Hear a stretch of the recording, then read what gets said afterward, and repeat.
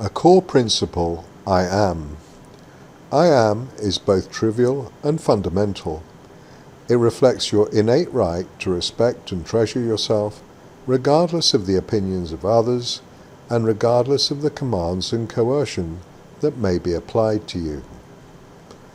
I am is my choice of name for a perspective that reflects upon how I believe it is appropriate to relate to myself and to others. It is the obvious sense that I am, an awareness that exists and which holds itself to be separate from an outer world. I cannot even tell you what I am should mean to you without violating my conception of I am. Your I am is entirely yours, sacrosanct, personal to you, including the very definition of what I am should mean. The world may have an opinion about you, about who you should be, how you should think, how you should act. But, acknowledging that I'm speaking from my perception of I am, whether we allow that outer world to influence us is a matter of personal choice, and not always an easy one. It is incredibly difficult as humans to be utterly serene and secure in our identity to the point that it is impossible for others to affect us. I experienced this just in seeing someone dislike a video, when I would like to be liked. I am very human that way.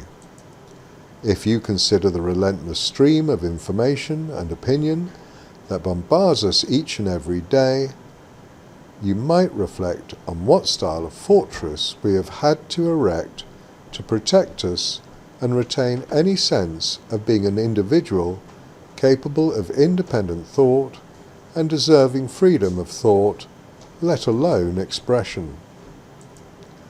I have experienced the difference that people withholding their opinion can have in transforming a space and relationships.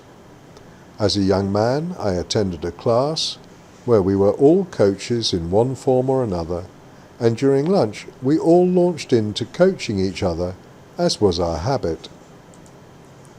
When we returned from lunch, the source that was leading the course observed simply, "You are all students here." We got the hint and no longer tried to be coaches to our fellow students at every opportunity. The transformation in the class over the ensuing months and years was profound, as we didn't have to anticipate and protect ourselves from the inevitable opinions of our fellow class members. Interaction was warmer, more generous, expression was freer. Can you imagine the difference in our world if we had not been bombarded with the media this past year, now going on for 18 months? The facts would remain, but the mood and experience of the populations would have been profoundly different. Thus, the measure of the importance of the I am concept is precisely related to the degree to which it is challenged by our peers, our friends, the media, the world beyond our I am. That someone else is entitled to their I am is just as profound a principle as that you are, in my world, entitled to your I am. Indeed, if we cannot respect your right to exist as an individual with your own opinions, your own identity, then what kind of society is that? At the very least, it can hardly be called free. As to the nature of a society where we did not have to build a fortress to protect our mind from the constant bombardment from outside, well, that is truly an unimaginable world for any of us beyond perhaps the fewest of the most advanced guides and teachers. I am clearly as vulnerable as the next person in terms of my emotional reactions of others, but in I am I find a little solace and distance that allows me to express myself in a space that is perhaps both vulnerable and secure, at least to a degree. My I am provides at least enough security and courage to allow me to speak out and express myself. I may not be beyond being sensitive, but even to be free and able to speak can be a boon in difficult times.